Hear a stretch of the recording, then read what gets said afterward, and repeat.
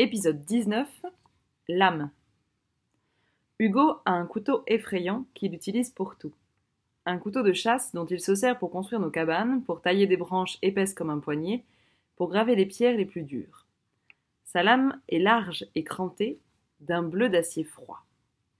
On en a aussi l'usage dans nos jeux pour menacer les ennemis imaginaires. Avec ça, on est sûr qu'ils ne font pas les cons. Sinon, on les tue. On alla le chercher chez lui à la fin des heures de classe. On avait lâché les filles, on ne voulait pas les mêler à tout ça. Après tout, elles n'avaient pas trempé dans l'affaire de la clé USB et du cambriolage de Françoise. Notre copain insista pour venir avec nous. « Non, c'est pas ton affaire, » protesta Simon. « J'étais avec vous ce soir-là. » Simon réfléchit, puis finit par accepter. « Ok, mais c'est moi qui prends le couteau. » Il le glissa sous sa veste. Sans même discuter d'un plan, on se dirigea vers l'atelier de Tom. On savait que Bastien y bossait sur ses explosifs. Il avait renoncé à l'idée de bouler, mais il devait essayer de faire des grenades à main, transportables sans risque dans le Zodiac. Et comme on avait vu André chez Jacques et Patricia, on savait que Bastien serait seul.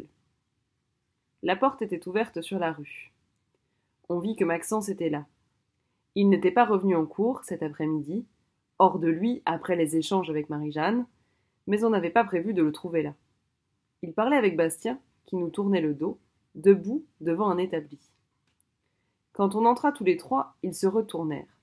Bastien dit « Barrez-vous tous les trois, c'est pas pour les mômes ici. » « On venait de voir, » dit Simon, d'une voix neutre. Bastien se désintéressa ostensiblement de lui, retourna à son établi. « Ah mais oui, j'oubliais, vous pouvez plus aller faire joujou aux cabanes, » dit-il à voix haute. Il y avait 3 boîtes posées devant lui qu'il venait de souder. Il était en train d'y fignoler quelque chose. « Allez, cassez-vous, là! Allez faire des châteaux de sable !»« Tu as un truc à nous, » dit Simon. « Enfin, pas exactement à nous, mais... » Il sortit le couteau de sous sa veste et le pointa dans le dos de Bastien. Celui-ci sentit la pointe contre sa colonne et se figea. « Qu'est-ce que tu... »« Je te menace. T'as des trucs qui appartiennent à Françoise, une bague, une alliance et du fric. T'as profité de nous pour les piquer, alors on est revenu les chercher. Mais qu'est-ce qui vous prouve que... Joue pas au con. On sait très bien que c'est toi. » Bastien fit une sorte de petit soupir ironique, puis ses épaules se relâchèrent. Il prit un tournevis, fit mine de reprendre son travail. « T'oseras rien faire avec ce couteau, » dit-il. « Et tu peux pas m'accuser non plus, pour le vol, vu que t'y étais aussi. » Hugo fit 2 pas, se plaça à côté de lui, devant l'établi, et lui dit « T'as déjà fait ton mélange, là ?»« Ouais. »« Et la mèche, en enflammant le truc, là, ça crée l'explosion, c'est ça ?»« Ouais. » On crut un instant que notre pote essayait de sympathiser avec lui, pour l'amadouer, ou qu'il s'intéressait sincèrement au truc, comme à tout ce qui était technique. Et puis, très vivement, Hugo sortit un mouchoir en tissu de sa poche. Il alluma son briquet et enflamma le tissu. « Écarte-toi, Maxence, » fit-il. Notre copain fit 2 pas en arrière. Bastien s'était figé de nouveau. « Donc là, si je jette la flamme dans une boîte, ça explose. Au mieux, ça t'arrache les 2 mains. Au pire, tu en prends plein la gueule. » Il voulait dire gueule. Très lentement, Bastien hocha la tête. « Et on pourra jurer que c'est arrivé comme ça. Un accident du travail. Pas de coupable. Rien. Moi, t'oseras jamais. » Mais sa voix n'était plus la même. Il n'était pas sûr, et il ne faisait toujours pas un geste. Le tissu enflammé dansait au-dessus de la boîte. « Tu paries ? » ?»« Je t'aime pas, Bastien. Je t'aime vraiment, vraiment pas. Et tu sais très bien pourquoi. Alors me donne pas l'occasion, mec. Je te jure que... »« Où sont les affaires de Françoise ?» dit Simon en piquant Bastien de la pointe du couteau. « J'ai une planque dans la batterie de Triton, en face du cimetière. »« Ok. Le fric, j'en ai presque plus, j'ai acheté du shit. Mais il y a les 2 bagues. »« Où ça ?»« Derrière un haut-parleur. Il y a une pierre décelée. Chez moi, mon père me piquait mon fric. » Simon grinça, moi aussi. On n'oubliait pas que pour lui, ça devait être l'enfer chaque soir. Mais c'était pas une raison pour... Vous pouvez pas vérifier avant qu'on trouve les intrus, mais je vous jure que c'est vrai, sur la tête de ma mère. Maintenant, vire cette mèche, mec. Hugo jeta le mouchoir enflammé sur le sol, l'écrasa du pied 3 fois. On se relâcha tous. Bastien tremblait. Il retira ses mains de l'établi, les leva en l'air. Simon fit 2 pas en arrière, sans lâcher le couteau, et le grand con put se retourner. Il était blême. « Oh, vous êtes des malades !»« J'espère pour toi qu'il ne nous a pas menti, » dit Hugo. On sortit tous les 4, avec Maxence, au moment où André arrivait. « Alors, il avance, mon apprenti chimiste ?» demanda-t-il joyeusement à notre attention. « Il travaille prudemment, » répondit Simon. « Presque trop. » On ricana entre nous. Quand on fut assez loin de l'atelier, Maxence lâcha. « Non mais vous êtes vraiment des malades. C'est quoi cette histoire de... » Il a piqué du fric à Françoise, expliqua Simon.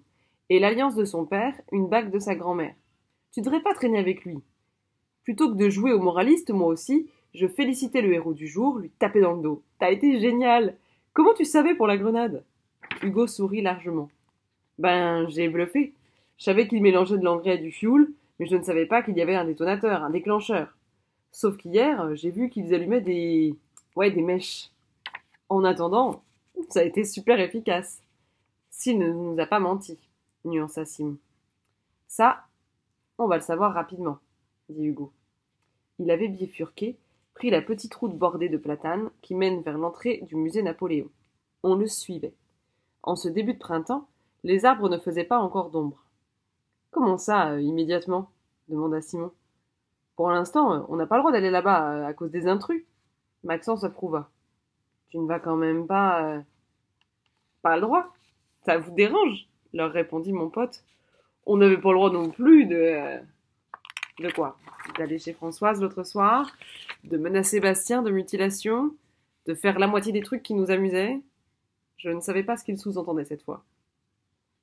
Il a raison, approuvai-je pourtant. Autant savoir. En plus, Bastien peut prendre les devants et aller vider sa planque.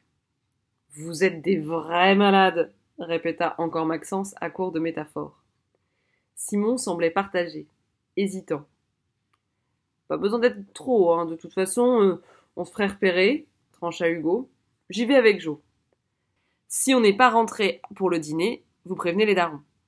Il tendit la main vers Simon. Tu me rends mon couteau?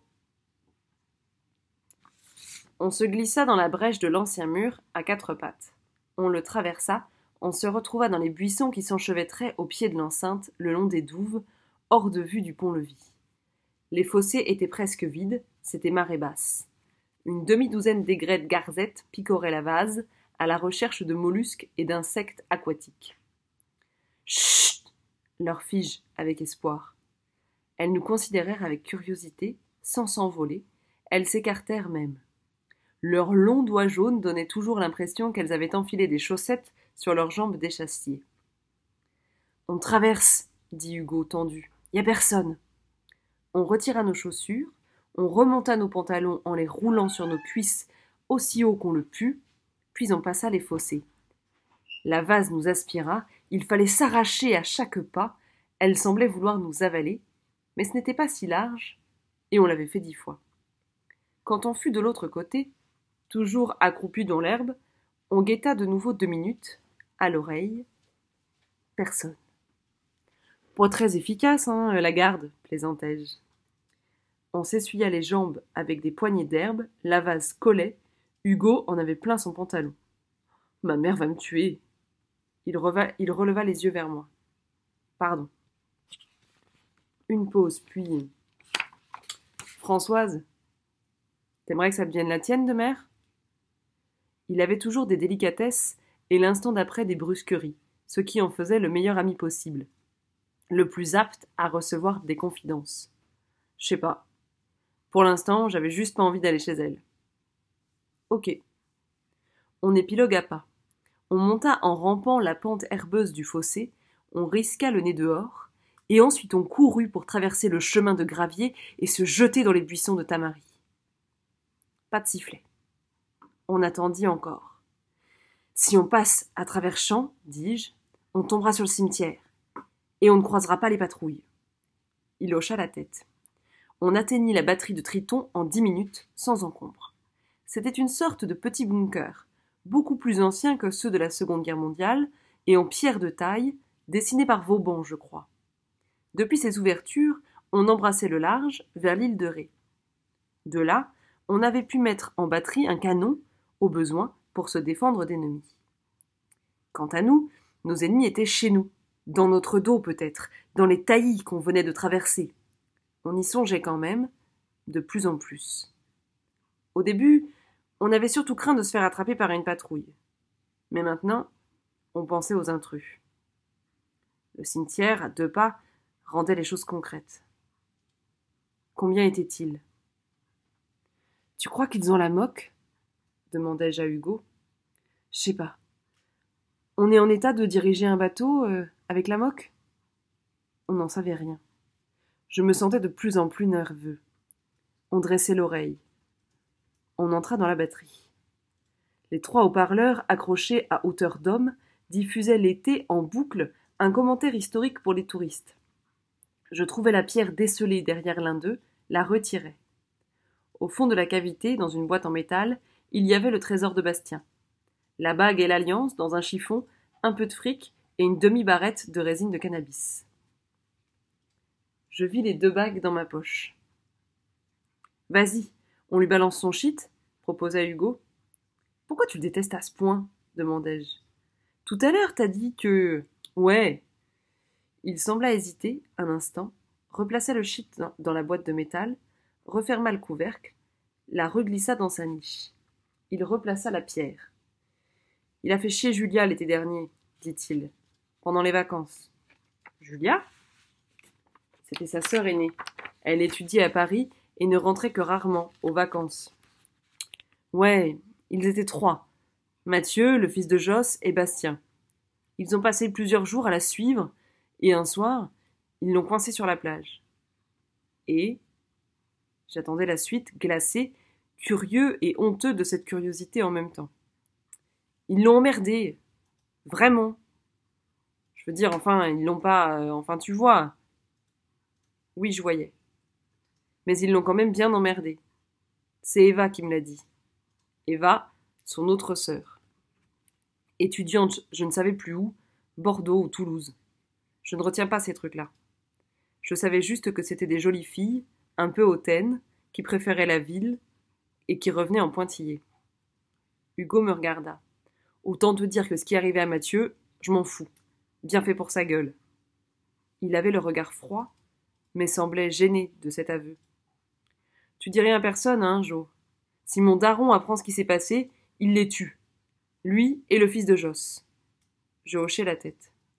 Surtout en ce moment. On ne sait pas ce qu'elles sont devenues, ça le rend dingue, mon père. Oui, nous aussi pour Jean. Moi, Julia, s'il lui avait vraiment fait du mal, je les aurais tués aussi, ajouta-t-il. Attends. Il se redressa sur le qui-vive. Il me montra la direction de la plage sur laquelle donnait la batterie. Je tendis l'oreille.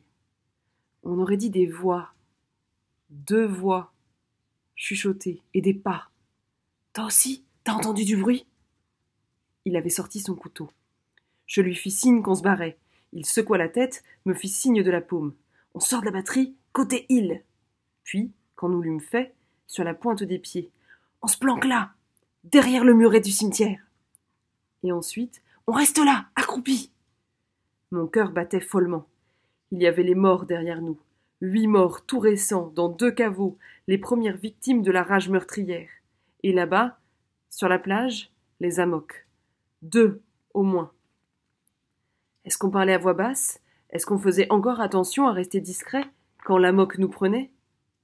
Est-ce qu'ils étaient fous ? Est-ce qu'on allait mourir ? La suite au prochain épisode.